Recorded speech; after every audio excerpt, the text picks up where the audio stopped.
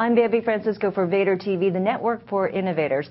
Well, if you have videos or music, audio tracks, or self-help audio tracks, you can sell them on Zipidee, which is a digital marketplace. And joining me to talk about the San Francisco-based startup Zipidee is Henry Wong, who is the CEO. Henry, thanks for joining us. Yeah, thank you for having me. Henry, you've been an entrepreneur 3 times over, and it's interesting to learn how entrepreneurs started or why they decided to come up with or start a business. Why did you decide to start a digital marketplace? Well, it's a very brutal process, of course, as you know, being an entrepreneur yourself, and I don't wish this kind of pain on anyone. But for those who like to do it, I mean, it becomes very rewarding. I think not just financially, but mentally, emotionally, I think intellectually, it's very challenging to try to solve a problem, to try to change a current paradigm. And the idea behind the digital good marketplace Zipidee is that we saw how distribution worked today with traditional physical goods. Whereas if you were a self-help expert, you would have to get an agent who has to get a publisher, who has to get a distributor. Months, maybe years down the line, you would get your physical good to product, and you would probably give away 80% along the way to a lot of different channel partners. Now, in our case, we wanted to build a marketplace where essentially they could control the entire distribution end to end and basically get their product to market within minutes instead of months and really keep 80%. And keep 80% giving you 20%. Right. So now the question is that, the whole idea is, of course, a very good one, which is giving back more to the creator of the content. But in this day and age, you have so many creators of content just releasing it out across the web for essentially free. So how do you get an audience to pay? I looked at your site and saw a lot of the educational, instructional videos. How do you get an audience to actually pay $2 or 99 cents for that content? Well, it's really, it's seriously an educational process. And I think the message that we try to convey to our customers is that you really get what you pay for. So if you're into free video that you get on YouTube or other sites, and you want stuff that's not as complete, that's not professionally produced or produced in a long-form fashion, then you may want to consume in a free format. But the stuff that's selling in our marketplace is stuff that these sellers are already currently selling to an existing audience, but yet in the offline world. And we're just helping these folks bring all that offline content into the online world. So. Yeah, well, how do you compete? There's companies like Expert Village where, it is designed to be focused on instructional how-to videos, and they're pretty good because they can actually make money through advertising. Right. So, there's competition there, but you really think that the download model or the purchase model or rental model is going to be more successful than the advertising model? Absolutely, and I think we are, proving that point every day with the transaction volume that we see in our marketplace continuing to grow, with our seller base continuing to grow.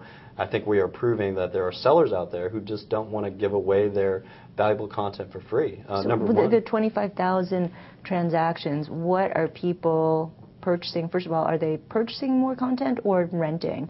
And what are they consuming, essentially? Yeah, it's probably a combination of downloads and rentals that 25,000 transactions a month that we're seeing right now in the marketplace. In the top 4 categories, the first one is instructional, educational content, of course. The second one is health and fitness. The third one tends to be action sports, which is very unrelated to educational kinds of content, but it's a very special interest area with a passionate audience.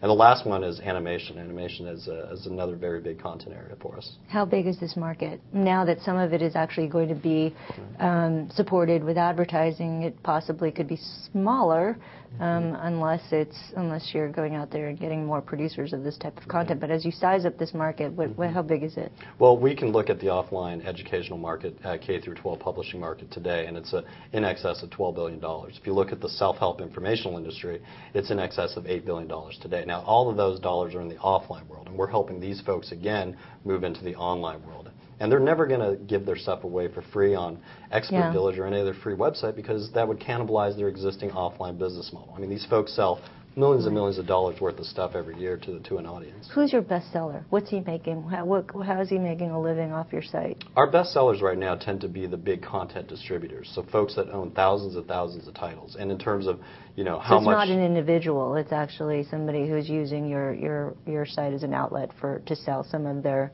properties. Right, and that's purely a function because they have the most titles in our platform selling right now. So the more titles that you produce, of course, the greater the chance that you can monetize. Do you want to compete, or do you think, thinking about competing against Snowcap? I mean, they pretty much captured the market cornered the market on MySpace for musicians who are creating their own content and selling it to the MySpace. Yeah, that's a good question, and we've wrestled with this as the board has talked about this many times. But we've made a very strategic decision to really stay away from entertainment, to stay away from music. That is very saturated right now with iTunes out there, with Amazon. There doesn't seem to be anyone in this mid-tail space that we call this instructional educational market, and that's really what we're focused after.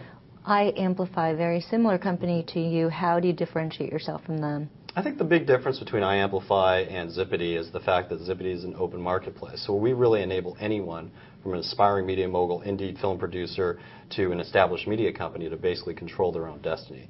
iAmplify is a closed-end marketplace where you have to kind of go through a representative to convince them that your products are good enough to sell in the marketplace. So we have a very eBay-like approach in terms of it's an open marketplace where anyone can basically sell and use our infrastructure to do that. So you sold your last company to Microsoft, or, well, you were on the board of a company that you sold to Microsoft. Is this something that you're prepping to or positioning to sell to Microsoft one day? I'm not sure Microsoft is the maybe best. eBay? Yeah, I'm not sure. eBay maybe, and guys like Colin Evans who are on our board, he's one of the co-founders of StubHub, which of course was bought by eBay earlier this year. I mean, we certainly have some eBay roots within our company, and we've had those, potential discussions with a bunch of folks, not only just eBay, but certainly we're looking to build this company as a sustainable enterprise, and whatever happens, happens at the end of the day. How much have you raised? Are you looking to raise some more? Are you going out there to, when do you think you'll have to go back out there and raise some more? Yeah, well, we raised a multi-million-dollar round back in June earlier this year. That was our Series A round, and the actual number is undisclosed at this point in time. And we are out right now raising a Series B round. Okay, and how much are you looking for, and how far will that take you? We're probably looking at $5 to $7 million in a Series B, and it will probably get us to profitability by the fourth quarter of next year. Okay, wow. Well, how many titles do you need to have to get to profitability? We don't really see our marketplace as the number of titles, but really the number of sellers. Much the way eBay looks at their marketplace, the more sellers that they can incent to sign up on the platform, the more those sellers are going to do a lot of selling for you because they've got existing audiences that they know are going to buy their stuff. So we look at it as the number of sellers, and we do have financial models built around the number of sellers that we sign up, which equals profitability at the end of the day. But none of those. How many sellers do you have today, and how many will you have in a year?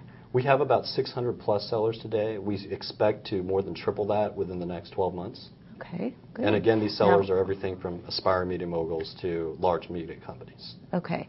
And the large media companies, which ones do you have sign-on? Do you have any sign-on today? Sure. Folks like Gold Hill Entertainment, Education 2000 Inc.